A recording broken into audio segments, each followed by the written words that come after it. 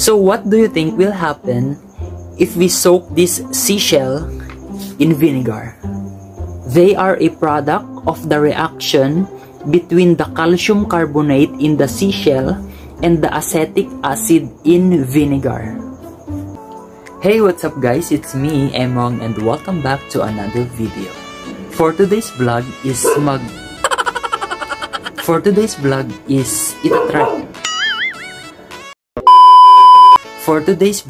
is gagawa ako ng reaction video regarding sa isang science experiment na napanood ko sa YouTube. So malalaman natin ngayon kung totoo ba yun or hindi. But before I start, of course, nag-upgrade na tayo. And intro, pasok!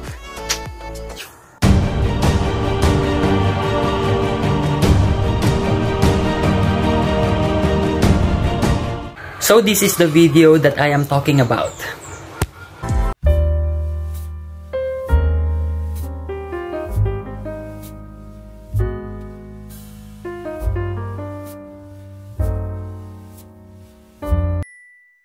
So ayun, ibinabad niya nga yung seashell sa vinegar. So since malapit naman tayo dito sa dagat, tara, samahan niyo akong maghanap ng seashells. Ang init. So yung hahanapin natin is yung kaparehas ng nasa video. So maraming shells dito, marami ding mga bato-bato. Pero hanapin natin yung katulad nung nasa video. So ayan, wait lang ha. Ay, hindi to, hindi yan. So parang wala akong mahanap. So yung nahanap ko is medyo maliit. And parang ganyan kasi yung nasa video eh. So kunin na lang natin in case na wala tayong mahanap. Ano ba yan? Hey. I think pwede to. Kunin na lang natin. Or this one. 2,000 years later. So ito yung mga seashells na nahanap ko. Though hindi siya exact ng nasa video, pero let's try. Wala kasi akong mahanap eh. Ay. So ayan, kompleto ng ating mga gagamitin. Itong ating shells. Seashells.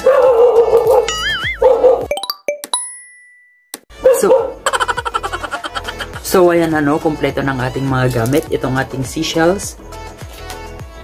Vinegar. So hindi naman na-specify kung anong brand ng vinegar, pero ito yung gagamitin ko.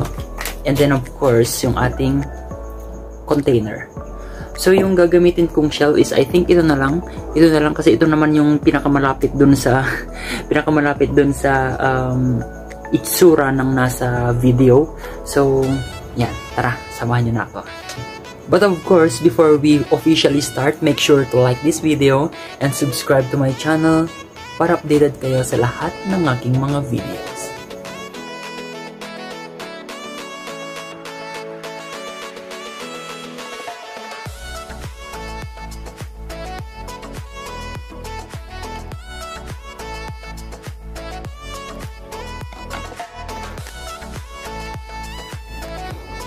So ayan, nabuksan na natin ang ating vinegar and itong ating container. So are you guys excited? Comment down below kung nandyan pa kayo. So ayan, lagyan na natin ng vinegar ang ating container.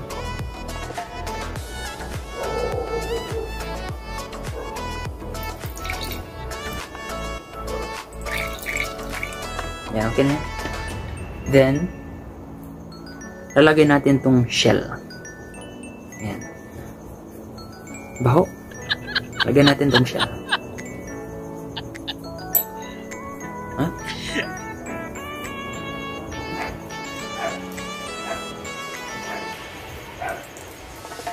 So, ayan. Uy! So, according nga sa video guys is magdamag natin siyang ibababad overnight. So, according sa aking research is, yung range ng overnight is 7 to 8 hours. So, yun, nakikita ko na yung reaction niya. Wait na, close up natin. Takpan ko lang, para hindi ay mangamoy. Kasi, So kung napapansin nyo guys, parang may mga bubbles na lumalabas. Wait. Ayan. Ang galing ah. Akala ko hindi totoo ganun.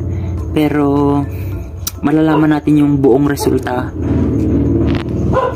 bukas. So ang galing ano, merong nagbabubbles ganun sa shell. So according sa aking research,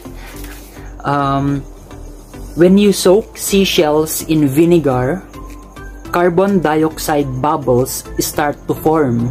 So yung mga nakikita ninyong mga bubbles na nanggagaling dun sa seashell is a carbon dioxide bubbles. They are a product of the reaction between the calcium carbonate in the seashell and the acetic acid in vinegar. So meaning, yung seashells is made out of calcium carbonate. And then yung vinegar is acetic acid, kaya nagpo-form ng carbon dioxide bubbles. Ganun pala yun. One eternity later. So welcome back sa ating experiment. Ito na yung ating sample na ibinabad for overnight. So let's see. So ayan, kagabi pala is naglagay ako ng isa pang shell. Pero yung sample natin is yun na siya. Tara, tingnan natin. So yun ang ating sample. Wait lang. Ayan. Ay. Wait lang guys. Ay. Ito na siya oh. Wait lang, focus. So ito ng ating sample oh. Tawag dito. Talagang natanggal yung mga shells niya. And ito na lang yung natira. Yan. So ayun, based sa ating experiment is yung expectation ko dito is akala ko magiging transparent lang yung shell. Buo pa rin yung shell pero natanggal lang yung kulay niya ganun. But then yung nangyari sa akin is completely na nawala yung shell niya. Ito lang yung natira. Yan, ito lang yung natira. So naglagay din ako ng isa pang shell kagabi para meron tayong backup, parang ganun. But then parang wala namang nangyari. Yan, walang nangyari. Meron pa rin siyang kulay compare dun sa video na napanood natin.